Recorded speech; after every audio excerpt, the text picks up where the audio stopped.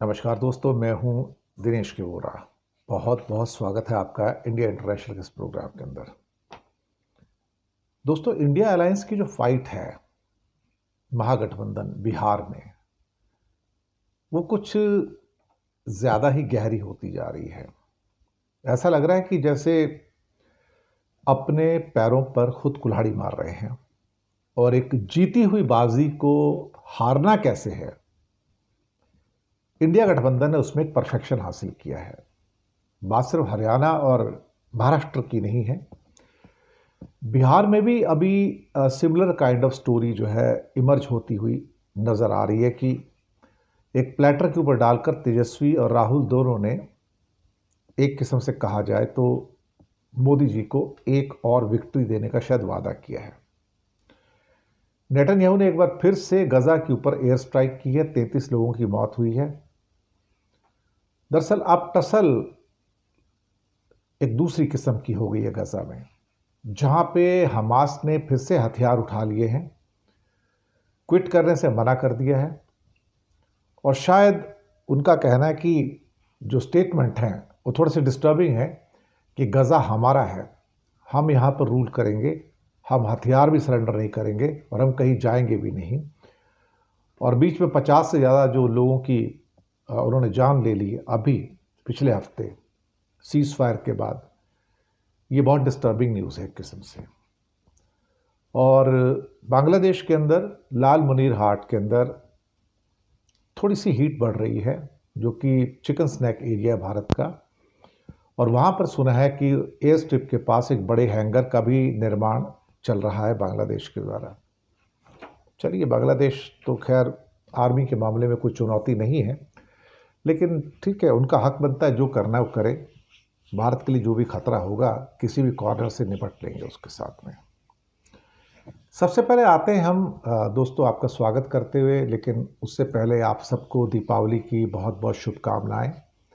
हम ईश्वर से प्रार्थना करेंगे कि आपके घर में सुख समृद्धि शांति और स्वास्थ्य रहे, आपके घर में खुशियां हों, आपके घर में रोशनी रहे, आपको आगे बढ़ने के अवसर मिलें और आपके जीवन में खुशहाली रहे। तो इन्हीं विशेष के साथ और दिवाली ग्रीटिंग के साथ अपना प्रोग्राम स्टार्ट करते हैं। बिहार में इंडिया अलायंस की जो फाइट है थोड़ी सी बिखरती हुई नजर आ रही है। 10 सीटों पर तो फ्रेंडली फाइट है। दूसरा, पिछले कुछ महीनों के अंदर राहुल और तेजस्वी एक ही मंच पर हमें कई जगह नजर आए, पद यात्रा हो या दूसरी कोई यात्रा हो, एक ही मंच हो। लेकिन अब ऐसा लग रहा है कि चीज़ें बिखरती हुई नजर आ रही हैं। मुकेश सैनी तो बाहर ही हो गए, बिल्कुल ही वीआईपी जो उनकी पार्टी थी उसको तो भूल ही जाइए अब। दूसरा, करीब करीब 10 सीटों पर महागठबंधन के जो सहयोगी दल है वो भी आपस में जंग कर रहे हैं। 6 सीटों पर तो आरजेडी और कांग्रेस आमने सामने हैं। 3 सीटों पर कम्युनिस्ट पार्टी और कांग्रेस आमने सामने है। ये जो तलखी जो है ना, ये बढ़ती चली जा रही है। ऐसे में कटुता यानी कि कड़वाहट भी बढ़ रही है। पहले चरण का नामांकन भी हो चुका है और दूसरे चरण का नामांकन भी अब समझो और 1-2 दिन में खत्म होने को है। लेकिन महागठबंधन अभी तक यही नहीं फाइनलाइज कर पाया कि किस दल को कितनी सीटें होंगी, कौन कितना लड़ेगा, कहां से लड़ेगा, कुछ भी नहीं है। मुझे लगता है कि कांग्रेस हो या आरजेडी हो, कम्युनिस्ट हो या वीआईपी हो, सब एक दूसरे की सीटों पर ना केवल दावा कर रहे हैं, बल्कि कहीं ना कहीं जो संवाद है दोनों के बीच में, जो कम्युनिकेशन है, वो भी शायद लगता है टूट गया है।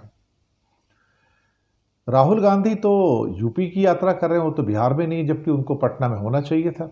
अभी जब आखिरी कुछ दिन बचे हैं, ले दे के 13-14 दिन का सिर्फ ले दे के पहले चरण का जो प्रचार है, लेकिन राहुल गांधी वहां नजर नहीं आ रहे हैं।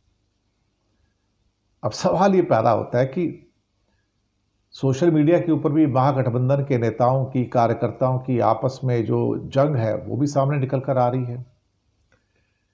इसका मतलब ये नहीं कि एनडीए के अंदर जंग नहीं है, वहां भी थोड़ी बहुत जंग चल रही है और काफी हद तक।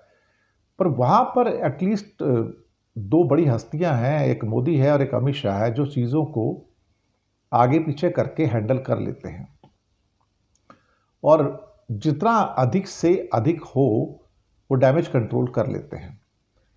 लेकिन महागठबंधन में तो ऐसा लगता है कि डैमेज आउट ऑफ कंट्रोल हो रहा है। जी हाँ, डैमेज आउट ऑफ कंट्रोल हो रहा है।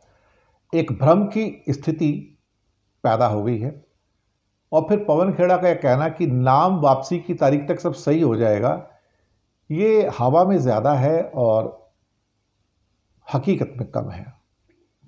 वहाँ पर एक और पर्यवेक्षक अशोक गहलोत हैं, उन्होंने भी सब ठीक होने की बात की है, लेकिन आरजेडी कहीं ना कहीं ऐसा लग रहा है कि जैसे उसे भी अपने आप को एक ओवर एस्टिमेट करने की आदत हो गई है। मुझे अब ये प्रतीत होना शुरू हो गया कि जैसे महागठबंधन ने फैसला कर लिया कि भाई हमें तो चुनाव जीतना ही नहीं है। हवा तो इनके फेवर में थी ना सारी की सारी, लेकिन वो चुनाव ही नहीं जीतना चाहते तो कोई क्या करे अल्टीमेटली। यही एक ट्रेजेडी है इंडिया अलायंस की, इससे ज़्यादा क्या कह सकते हैं। नेतन्याहू ने फिर से बॉम्बिंग की है अगली खबर में और 33 लोगों को मार दिया है। हमास ने भी सुनने में आया है कि कुछ लोगों को निशाना बनाने की कोशिश की और 9 दिन के अंदर अंदर सीजफायर टूट गया। अब ये कहा गया है कि इजराइल का कहना है कि हमास ने उनके सैनिकों पर हमला किया और आरपीजी यानी कि रॉकेट प्रोपेल्ड ग्रेनेड और स्नाइपर फायर का इस्तेमाल किया गया और उसके बाद इजरायली आर्मी ने गुस्से में आकर एयर स्ट्राइक की, इसमें 33 लोग मारे गए। जहां तक इजरायली सेना को युद्ध विराम के पीछे हटना था तो हमले में 2 इजरायली सैनिकों की मौत हुई है, 3 घायल हुए हैं, लेकिन ये एक बड़ा प्रोवोकेशन था। एक बार फिर से नेतन्याहू ने एक इमरजेंसी मीटिंग बुला ली है और कहा है कि गजा की पट्टी में जो आतंकवादी ठिकाने हैं अब दोबारा से हमले शुरू कर दिए जाएं। लेकिन हमास डबल स्पीक कर रहा है इस समय।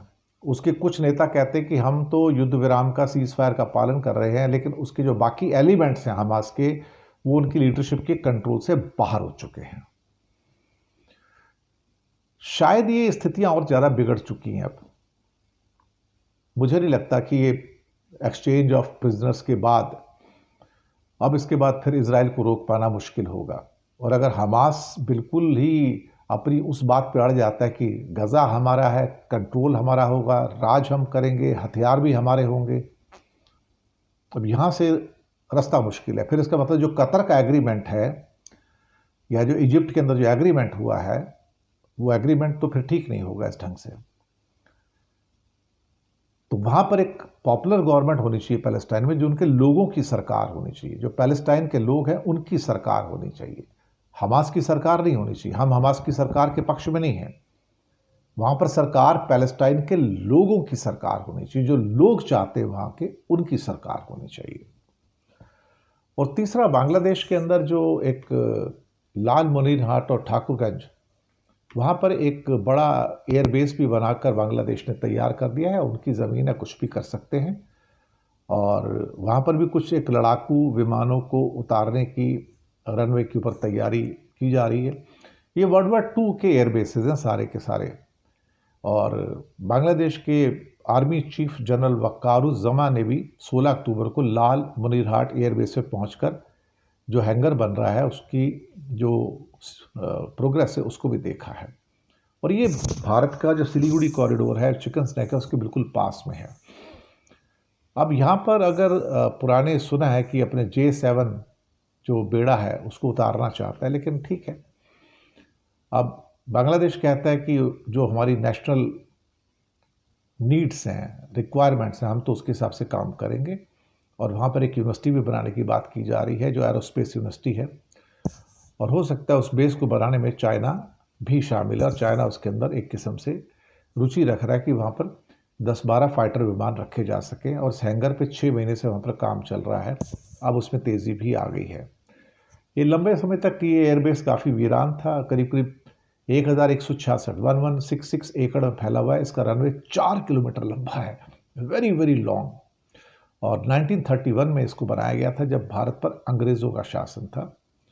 और भारत की आज़ादी के बाद 1977 की वॉर में भी पाकिस्तान की आर्मी ने इसका कुछ इस्तेमाल किया था, लेकिन उसके बाद से ये पूरा का पूरा जो है ये वीरान पड़ा हुआ है। लेकिन बीच में यहाँ पर चाइनीज़ और पाकिस्तानी ऑफिसर्स की आवाजाही से थोड़ा माहौल बदल गया है यहाँ पर, और मोहम्मद यूनुस सरकार के आने के बाद तो स्थितियाँ भारत और बांग्लादेश के बीच में काफ़ी हद तक ख़राब भी हुई है। तो ये थी हमारी पेशकश आज की। तो बहुत बहुत शुक्रिया आप सबका, और हमारी ओर से एक बार फिर से सबको happy Diwali to you all. Thank you.